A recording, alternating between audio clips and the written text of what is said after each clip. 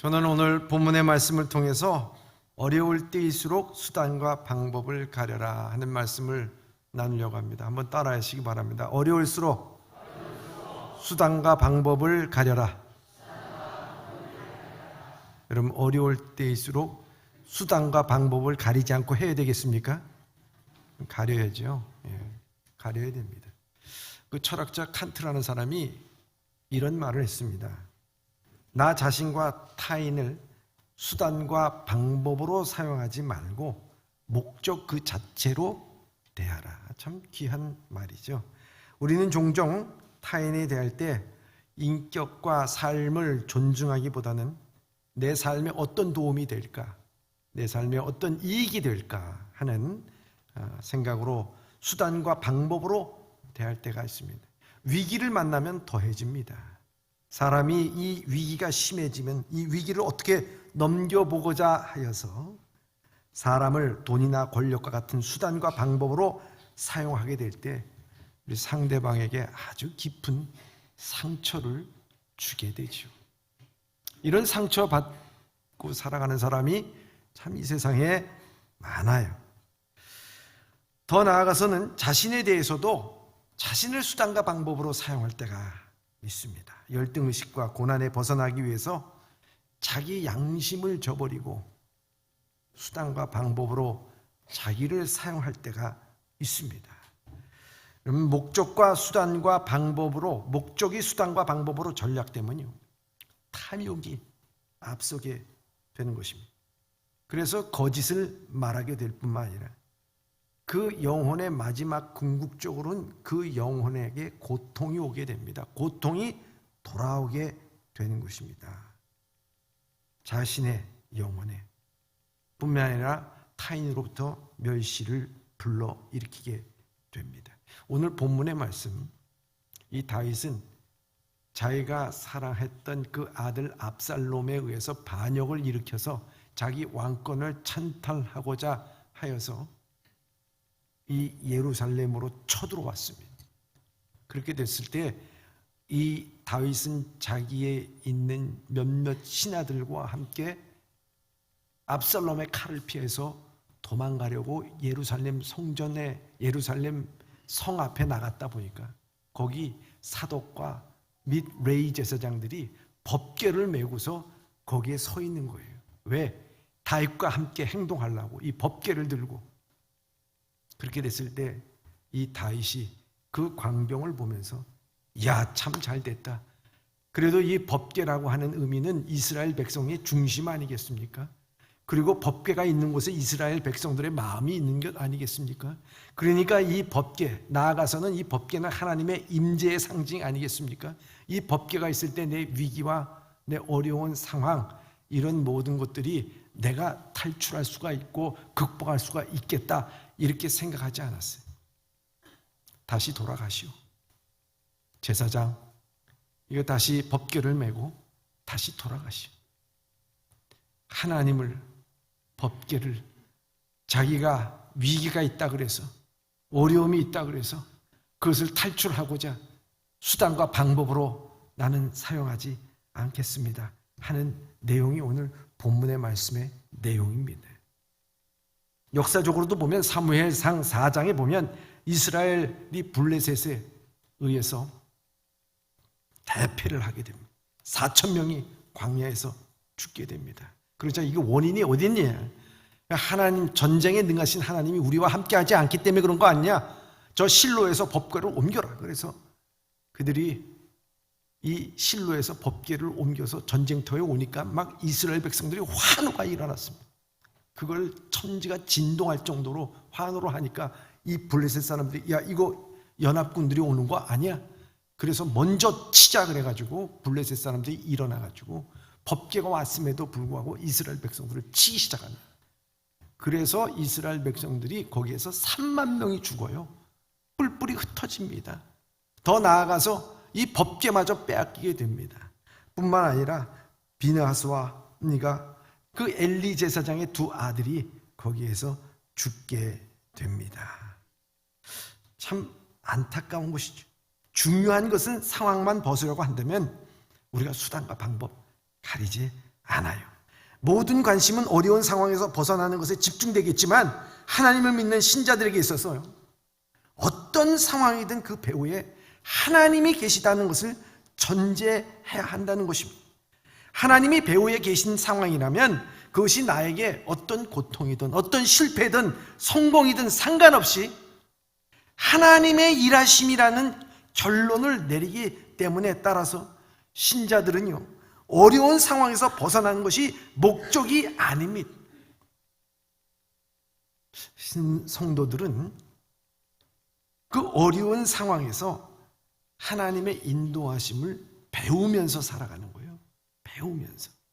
이런 면에서 보면 오늘 다윗은 하나님을 의지하고 하나님의 인도하심을 받고 살아가는 것이 무엇인지를 우리에게 보여주고 있는 거예요. 수단과 방법으로 살아가지 말라는 거예요. 지난 한 주간 동안 여러분 살면서 수단과 방법 가리지 않고 살았습니까? 오늘 믿음의 사람이라면 우리가 어떻게 살아가야 되는지 우리에게 말씀해 주고 있습니다. 첫째입니다.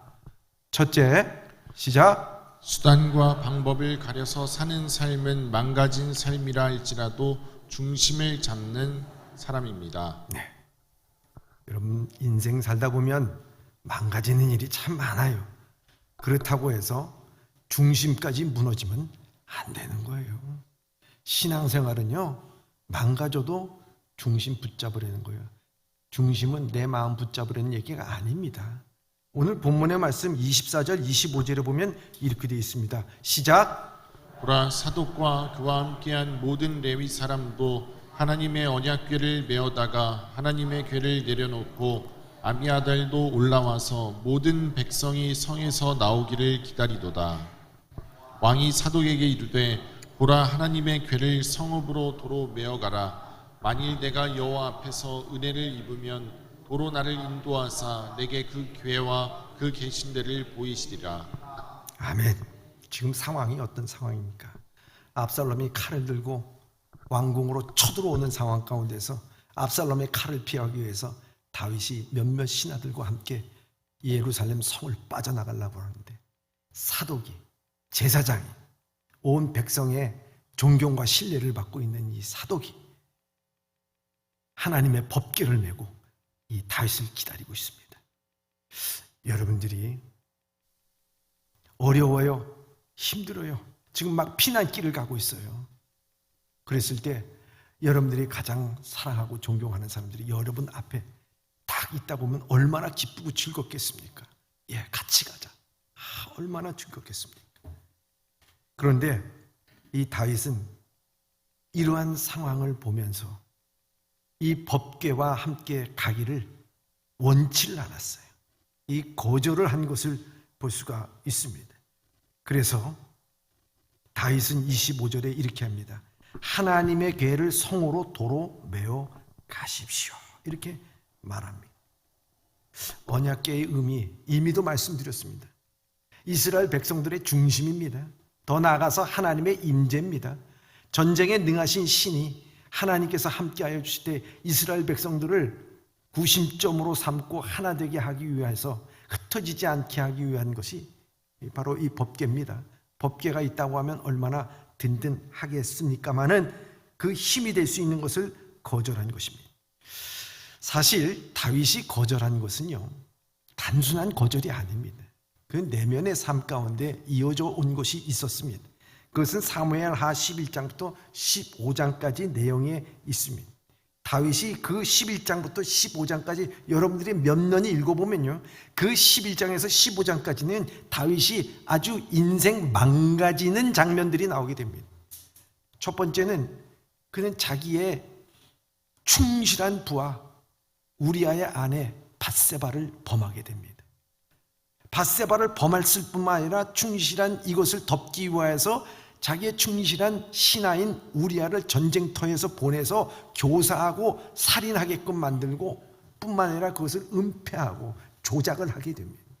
그런데 그것에 대해서 나단 선지자가 그걸 밝힙니다. 힘과 권력이 있었던 다윗은 이 나단 선지자를 죽여서 그 진지를 은폐하지 않습니다. 그 앞에서 무릎을 꿇습니다. 그래서 그는 하나님 앞에 기도를 합니다. 자기의 죄를 회개하게 됩니다.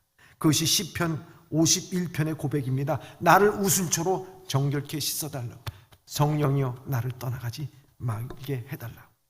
한 번도 하나님을 실망시키지 않은 이 다윗은 큰 죄를 범하게 되고 인생의 오점을 남기게 되고 인생 구겨지게 되죠. 그것뿐만이 아닙니다. 13장에서 14장 다윗의 아들들의 험악한 갈등의 장면이 나옵니다. 야곱의 아들보다도 더 갈등이 심해요. 첫째 아들 암놈이 어떻게 했습니까? 다말, 유일하게 하나밖에 없는 여인 다말, 자기 동생을 억지로 그것을 성추행을 하게 됩니다. 강간을 하게 되죠. 그리고 이 다말을 내칩니다. 이 다말의 오빠가 누구냐? 압살롬이. 그래서 나중에 그것을 마음속에 생각하고 있다가 잔치를 벌여놓고서 모은 왕자들을 다 모아놓은 다음에 거기에서 압살롬을 칼로 죽입니다. 형제끼리 강간하고 죽이고 정말 콩가루 집안이나 다름이 없습니다. 그는 그래서 3년 동안 피해서 도망가다가 3년이 지나 왕은 압살롬을 돌아오도록 허락합니다. 그러나 2년 동안 쳐다보지도 않아요. 냉랭하죠. 그러다가 다시 만나게 됩니다. 15장에는 또한 다른 고통이 이어집니다. 계속 파도처럼 무너집니다. 아들 압살롬이 다윗의 왕의 책사요, 정치 구단이라고 말할 수가 있는 아히도벨의 마음을 훔칩니다. 백성들의 마음을 훔칩니다. 그래서 이 헤브론에서 구테타를 일으키고 군사들을 이끌고 예루살렘으로 진격하여 이 다윗의 자기 아버지의 목을 치려고 하는 것입니다. 이때 지은 시가 시편 3편 6절 천만인이 나를 에워싼다 진친다 할지라도 나는 두려워하지 아니하리이다. 여러분, 어떻게 보면 다윗은 사무엘하 11장서부터 15장까지 그 인생이 철저하게 망가지고 무너지는 인생입니다. 그렇지 않겠어요? 여러분들 이거 성경에서 나오는 일이 아니라 여러분 실제적인 삶에서 일어났다고 생각해 보세요. 남편이 바람 피는 것이 아니라 강간하고 죽이고 살인하고 자녀들은 서로 그 근친상간을 벌이고 또한 그 셋째가 첫째를 죽이고 아찔한 거예요. 정신 차리지 못해. 내 인생은 뭐가 그렇게 죄가 많아가지고 우리 집안에 이런 우환이 겹치고 내 인생 뭐 이렇게 망가지냐 말이야. 나 너무 힘들다 얘기합니다. 이 순간에 우리는 이성도 잃고 우리 신앙도 잃어버릴 수가 있어요. 여러분, 고난과 역경과 상황이 힘들 때요, 우리가 거기에서 무너질 수 있어요. 모든 게 다 떠나고 싶어. 뭐고 다 귀찮아. 하나님이고 뭐고 신앙이고 교회고 뭐고 다 떠나고 싶어. 우리 뭐 그렇게 얘기할 수가 있어요. 응? 저만 그렇게 생각하는 겁니까? 여러분들의 얼굴을 보니까 저는 그렇지 않습니다. 그러시는 것 같아요. 여러분, 근데요, 여기 다윗이 그랬을 때 쫓겨나고 있는 그 상황 가운데서 법궤를 탁 메고 이 다윗을 지지하기 위해서 메고 함께 가자고 있는 사람들이 탁 서 있습니다. 그랬을 때 이 다윗은 그것을 보면서 마지막 무너지지 않았어요. 중심을 딱 잡았어요. 그것은 뭐냐? 아닙니다. 이거 하나님을 이런 위기와 어려움 상황 가운데서 하나님을 내가 이용할 수가 없습니다. 하나님을 수단과 방법으로 사용해서 내 위기 탈출을 위해서 사용할 수가 없습니다. 이건 아니지요. 사독 제사장님, 법궤를 메시고 다시 법궤가 있는 곳으로 모셔다 놓으시기를 바랍니다. 다윗은요, 자신의 능력으로 왕이 되지 않았다는 것을 안 사람입니다. 언제든지 죄를 지으면은 그 왕위에서 쫓겨나고 버림받을 수 있다는 사람인 것을 안 사람이에요. 비록 상황이 힘들고 망가지는 한이 있더라도 수단과 방법을 가려서 중심을 붙잡고 이건 아니지 하는 마음으로 중심을 잡았다는 거예요. 아무리 자식끼리 죽이고 자식끼리 아버지를 모반하고 내가 망가져도 하나님을 갖다가 이용하려고 하는 것, 이건 아니지. 이건 아니지. 여러분들이 인생 가운데서 그래야 돼요. 우리가 신앙인이라고 그러면 정말 예수 그리스도를 구주로 영접하여서 우리의 중심이 예수님이시고 예수님이 내 삶의 왕이시고 나의 구세주라고 한다면 여러분 어떤 경우와 어떤 상황에도요, 여러분 예수 그리스도를 여러분들이 내가 기도했는데, 내가 헌신했는데, 내가 말씀을 들었는데, 내가 예배에 빠지지 않는데 하나님 아버지 내 사업, 내 자녀, 내 모든 거, 그리고 교회 직분, 하나님 내가 원하는 대로 주님께서 해 주셔야 되지 않겠습니까? 그러면서 내 예배와 헌신과 기도와 봉사와 모든 것을 갖다가 하나님을 이용하지 말라. 그걸 통해서 내가 편안해지고 내가 융성해지고 내가 열리는 역사가 일어나게 해달라고, 내 뜻대로 되게 해달라고, 그걸 우리가 이용하지 말라는 거예요. 그런 마음이 있을 때, 어려울 때, 힘들 때에도, 내 마음이 무너질 때에도 중심을 붙잡아요. 그래서 그때 우리가 생각해야 될 게 뭐냐면, 그래도 이건 아니지. 내가 신앙과 믿음이 흔들릴 때, 내가 봉사를 못하게 되고 어려운 처지의 행보에 있어서 내가 교회를 떠나고 싶다고 생각할 때도 여러분 생각해야 될 때, 이건 아니지. 이걸 분명히 해야 돼요. 한번 가슴에다가 손을 얹고 따라해 보시기 바랍니다. 이건 아니지. 이건 아니야. 여러분, 그 말을 할 때 여러분 마음속에 뭐가 걸리는 게 있습니까? 그럼 그거 아니에요. 여러분, 이건 아니지. 그렇게 살면 안 되지. 여러분, 세상에도요 그렇게 경우 없는 일을 하면 그거 아니지 그래요. 근데 어떻게 하나님 앞에서 우리가 그렇게 합니까? 이건 아니지요. 그래서 내가 하나님이 원하시는 거죠. 여러분, 하나님이 우리의 수단과 방법이 되어 있는 것은 아닙니다. 하나님은 우리의 삶의 목적이 되어야 돼요. 오히려 하나님, 내가 하나님의 수단과 방법이 되겠습니다. 하나님의 도구가 되겠습니다. 이런 고백을 해야 될 줄 믿습니다. 그래서 오늘 25절에 이런 말씀을 하고 있어요. 시작. 내가 여호와 앞에서 은혜를 입으면 도로 나를 인도하사 내게 그 교회와 그 계신 데를 보이시리라. 아멘. 따라하시기 바랍니다. 하나님, 나를 하나님의 방법과 수단으로 사용하여 주시옵소서. 여러분, 중심을 잡아야 돼. 다윗은 딱 중심을 잡았어요. 흔들리고 무너지는 이 이스라엘에 이건 아니죠. 하나님의 교회를 다시 돌려보내세요. 보냈어요. 둘째입니다. 둘째, 수단과 방법을 가려가며 사는 삶은 내 뜻대로 되어지기를 바라보는 것이 아니라 되어지는 일에서 하나님의 인도를 생각하는 성도입니다. 아멘. 여러분, 오늘 우리는 늘 그런 생각을 하잖아요. 내 뜻대로 되어지기를 원하는 그 바라는 마음에 기도해요. 내 뜻대로 되어지기를 바라는 마음으로 나 예배 드립니다. 그거 아니지요. 중요한 것은 하나님의 뜻대로 되어져 가는 것을 우리는 바라봐야 돼요. 되어져 가는 것. 완성되는 게 아니에요. 되어져 가는 것. 여러분, 그래서 하나님의 인도를 생각하는 성도입니다. 오늘 본문의 말씀 26절에 이렇게 말씀하고 있습니다. 시작. 그러나 그가 이와 같이 말씀하시기를 내가 너를 기뻐하지 아니한다 하시면 종이 여기 있사오니 선이 여기시는 대로 내게 행하시옵소서 하리라. 아멘. 그럼 이 뜻이 뭡니까? 참 귀한 말씀이에요.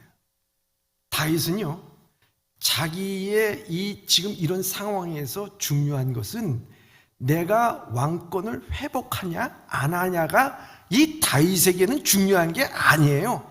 내가 예루살렘으로 돌아오느냐 마느냐 이게 중요한 게 아니라는 거예요. 그는 그래서 돌아오게 해달라고 기도하지도 않아요. 또 돌아올 수 있는 힘을 허락해달라고 기도하지 않아요. 다윗은 이렇게 기도하잖아요. 하나님께서 나를 기뻐하지 아니하시며, 하나님께서 나를 기뻐하지 아니하면 종이 여기 있사오니 하나님이 선하신 대로 행하시옵소서. 참 기가 막힌 말씀입니다. 여러분, 그렇지 않습니까? 다윗은 선하시게 하나님께서 행하시옵소서. 자신을 기뻐하지 않는 것이 하나님의 뜻이라면 그대로 행동하며 거기에 순종하겠다는 것입니다. 하나님이 기뻐하지 않아도 자신은 하나님의 선하심을 믿고 하나님과 함께 하겠습니다라고 하는 그런 뜻입니다. 여러분, 생각해 보시기 바랍니다. 하나님의 속뜻은 우리 몰라요. 어떤 뜻인지 몰라요. 신실하신 하나님의 사랑, 그거 하나만 믿는 거예요. 그런데 오늘 우리가 힘들고 어렵고 하나님께서 기뻐하지 않는다고 하면 어떻게 하든지 하나님께서 기뻐하시게 만들려고 하나님을 돌려세우려고 그러고 하나님의 마음을 바꾸려고 그러고 그렇게 해서 막 애쓰는 것 아니겠습니까? 근데 그걸 안 했다는 거예요, 여러분. 인위적으로 내 마음대로 하나님을 조종하려고 하나님의 마음을 갖다가 어떻게 하면 좀 돌려보려고 그렇게 안 했어요. 남편이 화났습니까? 좀 돌려보려고 온갖 애교를 다 하고 막 이거 남편이 아내가 화났습니까? 그게 아니라 미워하는구나. 그것에 대해서 그 마음이 얼마나 힘들겠는가. 나는 내 남편을 믿고 내 아내를 믿는다. 선한 것을. 이게 얼마나 참 마음이 깊은 내용을 담고 있는 거겠습니까? 여러분, 많은 사람들은요, 하나님의 인도를 모든 일을 자신이 유리한 쪽이 되어지도록 생각합니다. 그거는요, 우리 탐욕이에요, 탐욕. 그러나 그러한 인도는 하나님께서 없는 것입니다. 즉 자신이 어떤 계획을 세우고 하나님께서 인도해 주실 거라고 믿는다고 한다면 이것은 신앙이 아니라 억지일 뿐이라 하는 것이, 이것을 우리가 깊이 깨달아야 돼요. 오늘 우리가 종교행위, 즉 예배, 기도, 헌금, 성경 읽기 등 행위를 동원하여서 하나님의 도우심을 얻고자 한다면 그것은 지금 언약궤를 앞세워서 하나님의 도움을 구하는 거나 다른 바가 없습니다. 여러분, 나 기도했잖아요. 나 헌금 많이 했어요. 나 예배 출석 빠지지 않았어요. 나 전도도 했어요. 그런데 하나님, 내가 이렇게 했는데 하나님, 내 뜻대로 하나님께서 인도해 주셔야 되지 않겠습니까?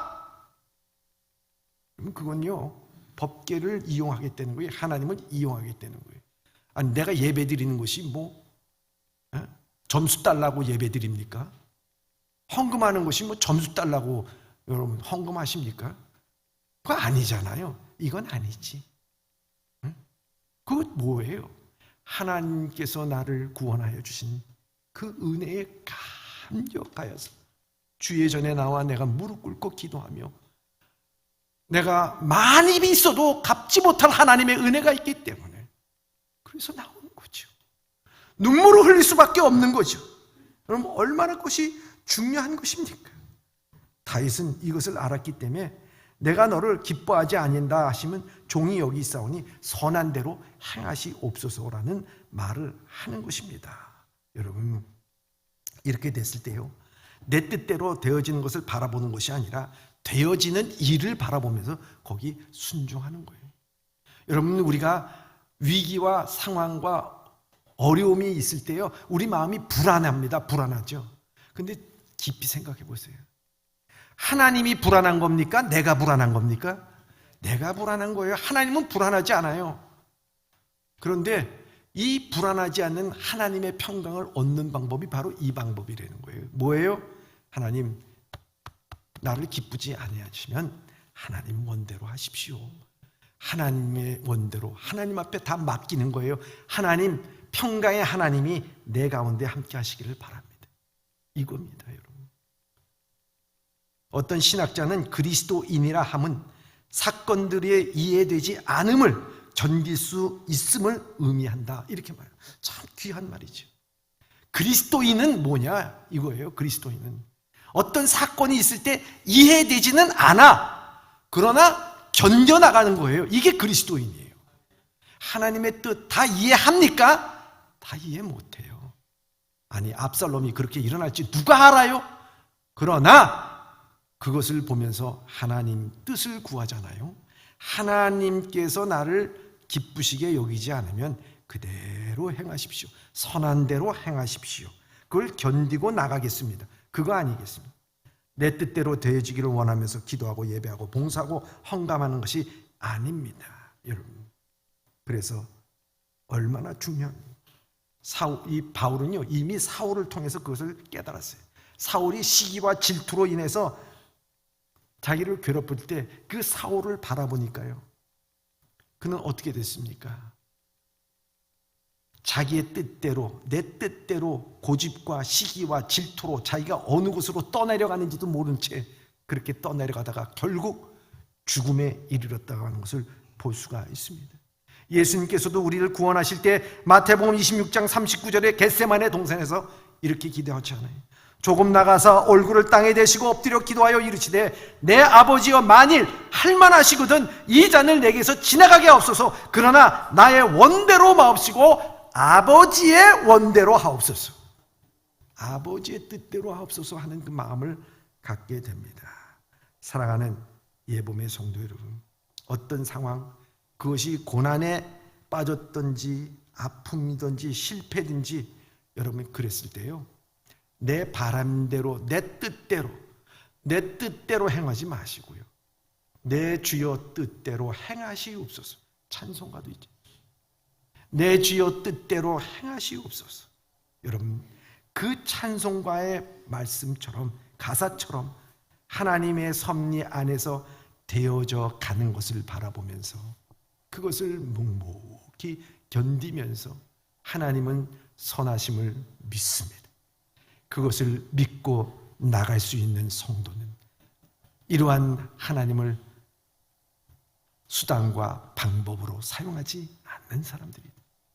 이러한 믿음으로 승리할 수 있기를 주님의 이름으로 축원합니다. 그때 진정한 평안이 와요. 셋째, 수단과 방법을 가려서 사는 삶은 이것이 중요한 것이 아니라 말씀을 떠나지 않는 삶입니다. 수단과 방법을 가려서 사는 사람은요, 남을 밟고 이기는 게 중요하지 않아요. 권력을 사용하고 돈을 사용하고 인맥을 사용해가지고 뭐든지 나 이겨야 돼, 승리해야 돼, 이게 중요한 것이 아니라 내가 이 말씀을 떠났나, 내가 오늘도 말씀을 붙잡고 살아가나, 이게 중요한 거예요, 여러분. 그래서 오늘 본문의 말씀 27절 28절에 이렇게 말씀하고 있습니다. 시작. 왕이 또 제사장 사독에게 이르되 내가 선견자가 아니냐? 너는 너희의 두 아들 곧 내 아들 아히마스와 아비아달의 아들 요나단을 데리고 평안히 성읍으로 돌아가라. 너희에게서 내게 알리는 소식이 올 때까지 내가 광야 나루터에서 기다리리라 하니라. 아멘. 여러분, 다윗이 쫓겨나갈 때 사독과 아비아달과 및 나중에는 후세라고 하는 지략가까지 다윗 앞에 옵니다. 얼마나 기뻐요.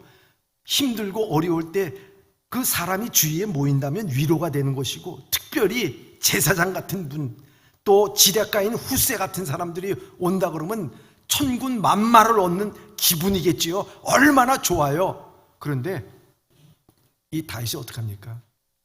같이 동행하기를 원할 때 그렇게 하지 마십시오.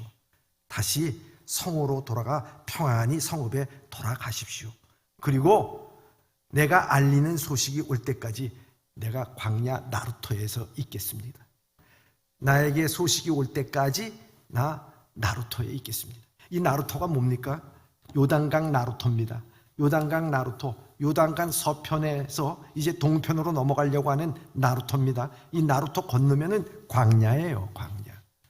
근데 무슨 소식이 오기까지 거기 있겠다는 거예요?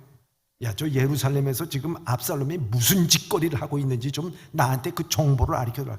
지금 치러 내려온다 그러면 내가 빨리 건너가고, 그러지 않으면 내가 여기 머물리라. 이러한 정보를 얻기 위해서 그 소식이 올 때까지 기다리겠다는 겁니까? 여기 다윗은 그런 정보나 의지하면서 행동하는 사람이 아닙니다. 소식이라는 말은 더 깊은 얘기예요. 더 무거운 얘기예요. 말씀을 뜻합니다. 말씀. 하나님의 말씀을 의미합니다. 왜 이렇게 얘기하느냐? 오늘 본문의 말씀에 보면은 이렇게 얘기합니다. 왕이 또 제사장 사독에게 이르기를 내가 선견자가 아니냐. 거기서 왜 선견자가 나옵니까? 하나님의 말씀을 붙잡고 있다가 담고 있다가 토해내는 사람이 선견자입니다. 그 선견자 당신에게서부터 나는 소식을 듣기를 원한다. 무슨 소식입니까? 훗새가 따라오고자 했을 때 너는 그 예루살렘으로 들어가서 아히도벨이라고 하는 사람의 그 책략을 무력화시키라는 거예요. 그렇게 다시 보냈어요. 그런데 그 소식을 들어보니까 무력화됐어요. 그 압살롬이 아히도벨의 계책을 듣지 않고 훗새의 얘기를 들어서 더 이상 쫓아가지 않습니다. 그것을 사독에게 전한 거예요. 사독은 그것을 다윗에게 전한 겁니다. 여러분 생각해 보세요. 단순히 정보 전달로 해가지고 핸드폰으로서 야 계획이 무산됐대, 그러니까 괜찮아, 그러니까 또 와가지고 다윗 그 계획이 무산됐대요, 그러니까 괜찮아요.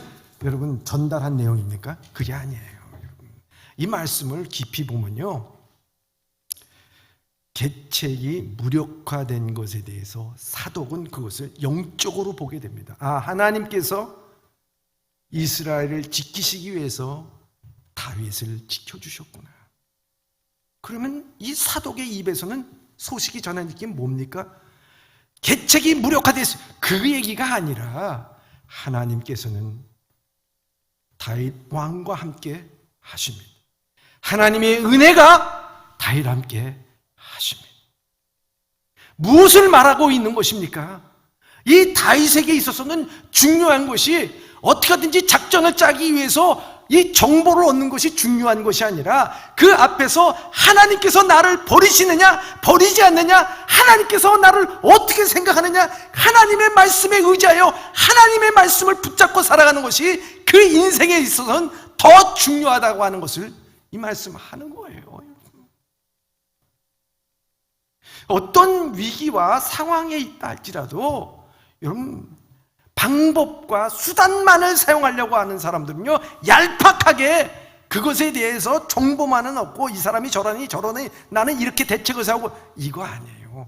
우리 신앙이 좀 깊어지면요, 상황을 보면서 그것에 대해서 하나님의 말씀으로 해석해낼 줄 알아야 돼. 아, 하나님께서 이 교회와 함께 하시는구나. 아, 하나님께서 오늘 이 사고를 통해서 나에게 깨닫게 해주는 것이 무엇일까? 하나님께서 이런 역경과 시련과 코로나를 통해서 오늘 이 세상에 주시는 말씀이 무엇일까? 그 말씀을 듣기까지 나는 그 나루토에 있겠다는 거 아니야? 나루토에. 얼마나 중요한 말씀입니까? 그러니 그 말씀을 붙잡고 살아가는 거예요. 응? 어떤 목사님이요, 이런 얘기를 했어요. 17살 때 폐병이 걸렸다는 거예요. 옛날이죠. 그래서 폐병이 그때 약도 없었다는 거예요. 그래서 의사가 얘기하기를, 야, 당신 폐는 왜 이렇게 썩었냐? 야, 고칠 수 없으니까 너 집에 가서 편안히 누워있으면서 이것이 낫기를 기다리면서 희망을 가져라. 그랬다는 거예요. 집에 누워가지고 그 6.25 때 그 바로 직후라 그 무슨 전기장판도 없는 거예요. 연탄 떼는 거예요. 그것도 연탄 떼면 그거 잘 떼는 거예요. 옛날 6.25 때는요, 장작 떼는 것도 힘들었어요. 전 6.25를 겪지 못했지만, 여러분 그렇잖아요. 힘들었어요. 그런데 연탄가스는 스물스물 올라오지. 거기서 누워 있는데 다른 식구들은 다 나가서 일을 하는데 고등학교 졸업하고 누님이 시집 가기 위해서 그 앞에서 준비하면서 술을 뜨는 거예요. 술을. 근데 누워 있으니까 그 수가 이렇게 뒷면만 보이는 거예요. 근데 가만 보니까 술을 엉망으로 뜨고 있는 것 같아. 뭐 자기 혼자서 뭐 바느질을 놓았다. 보니까 흰색 실, 노란 실, 뭐 검은 실, 뭐 주렁주렁 달려 있고, 뭐 보니까 별로 이쁘지도 않아요. 아유, 저래가지고 저 수놓아가지고 전 남편 될 사람한테 칭찬이나 받겠나 이런 생각을 해요. 근데 2주가 딱 지났대요. 어우, 그러면서 다 끝났다 그러면서 그 수트를 탁 벗으면서 착 보여주는데, 그 앞면을 보니까요, 막 새가 날아들고 막 시냇물이 흐르고요, 예? 거기에 막 계곡이 있고 꽃이 피고, 예? 너무 아름다운 순간. 아니 이런 아름다운 순간. 예? 자기를 간호하고 있어서 뭐라고 말하지 못했지만은 보니까 내가 누님 이 뒤에서 봤을 때, 뒷면 봤을 때는 이런 게 나올 줄 몰랐어요. 그러니까 누님이 얘기하기를 그랬겠지. 너 뒷면만 보고 그 누나가 이 술을 엉망으로 짜고 있는 것처럼 보였겠지. 그러면서 얘기하더라고요. 그때 이 목사님이 깨달았다는 거예요. 그렇구나. 우리의 인생 살다 보면은 구겨지고 망가지고 힘들고 어려워서 수 뒷면에 있는 것처럼 다 망가진 것 같고 힘든 것이 있어요. 여러분들 인생이 그렇게 살고 싶지 않는 상황 가운데 그런 상황이 된 것들이 있을 거예요. 그런데요, 하나님은 그 인생의 앞면을 한번 보라는 거예요. 하나님이 수놓은, 여러분들의 인생이 수놓은 그 앞면을 한번 보라는 거예요. 그 앞면을 보니까 내가 엉망이고 꼬여있고 힘들고 했던 그 모든 모습이 하나님께서는 그것을 우리의 인생을 아름답게 만들어 놓으시기 위해서 귀하게 술을 놓으시고 아름다운 모습의 앞면이 있더라는 거예요. 여러분, 뒷면만 보지 마세요. 여러분, 하나님께서는 우리의 앞면을 만들고 계시는 줄 믿습니다. 화려하게 만들고 계신 줄 믿습니다. 아름답게 만들고 계신 줄 믿습니다. 그렇다고 하면요, 하나님의 선하심을 듣고 하나님의 말씀을 따라서 하나님께서 나를 지켜주시고 의롭게 인도하여 주시는구나, 그것을 깨달았을 때 내 인생은요, 엉망된 인생 같지만 그 인생은 기쁘고 즐겁고 감사하고 화려해. 얼마나 아름다운 인생이 되겠습니까?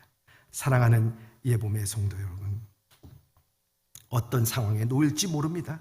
그러나 확실한 것은요, 수단과 방법으로 살지 말고요, 삶이 망가진다 할지라도 중심 붙잡고 이건 아니지 하면서 살아가면서 수단과 방법을 가려가면서 내 삶에 내 뜻대로 되어지기보다는 되어지는 것을 바라보면서 그것을 받아들이고요, 수단과 방법을 가려서 사는 삶은 이기는 것보다 중요한 것은 하나님의 말씀으로 해석해가면서 하나님의 뜻을 쫓아가는 아름다운 인생들이 되길 주님의 이름으로 축원합니다.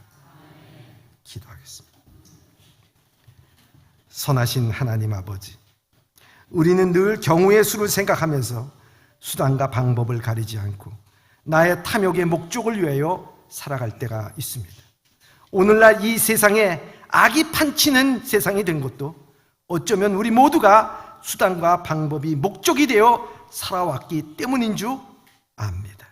사랑의 주님, 말씀의 중심이 잡히게 되어지는 일을 보면서 하나님의 섭리를 깨닫고 무슨 수단과 방법으로 이기기 위하여 살지 말고 말씀 가운데 살아가게 하여 주시옵소서. 예수님의 이름으로 기도드리옵나이다. 아멘.